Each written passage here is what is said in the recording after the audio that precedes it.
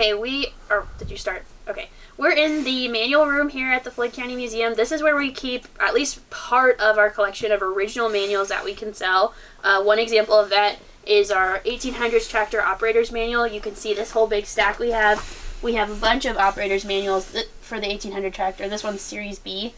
And we have everything in here kind of organized by type of implement or vehicle. These shelves are mostly tractor related, especially over here.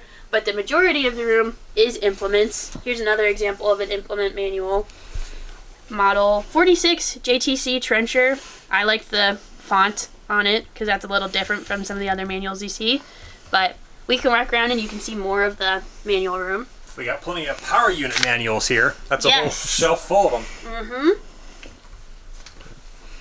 And I pulled out some manuals I thought might be interesting. Here's a fun Minneapolis Moline, one with some arms on it, going for a drive.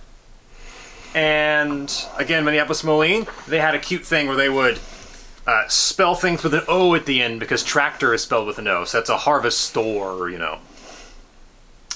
And we also have lots of Cockshutt things. Here's something from 1939 in Spanish. They had a lot of business in South America. But we have Cockshutt stuff going back to their very early things as well. And in a bunch of different languages. There's a lot of different languages for the Cockshutt stuff. Mm-hmm. There's French. I think there's Portuguese too. Portuguese, yep. Mm-hmm. So we also have our sales literature here in the manual room. So with the sales literature, we've created a system where if you let us know what kind of implement you have or what tractor you have, we have a list now that we can refer to let you know whether or not we have sales literature for it. And we charge $5 per piece of copied sales literature. But here's an example. This is for an Oliver Model 8 Grain Master Combine. So we would take this, and Scott is much better at putting them together on the printer than I am. So make a copy of it. It's like a little booklet, and you would get the entirety of the booklet, but it would be copied. So that's what's in these filing cabinets here. We could pull out tractor sales literature if we wanted. And then we also have some original sales literature that we can sell copies of in this room. Mostly also. white. Mostly white. Do you want to show them where that is? Yeah, it's over here. It is, okay. Yeah, because we just got whatever was left over at the factory when it closed, there were just so many copies of the same thing. I'll just pull this out. We have here, still wrapped in plastic, maybe 50 copies of whatever this is.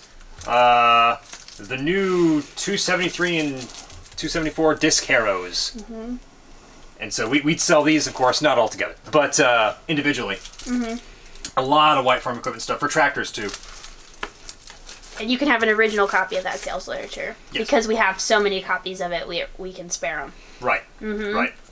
Which is the same, obviously, situation with the manuals in here, too. Mm-hmm. So, but we always make sure to keep at least 1 or 2 copies of the original so that we never run out and can't, for whatever reason, can't make more copies of it.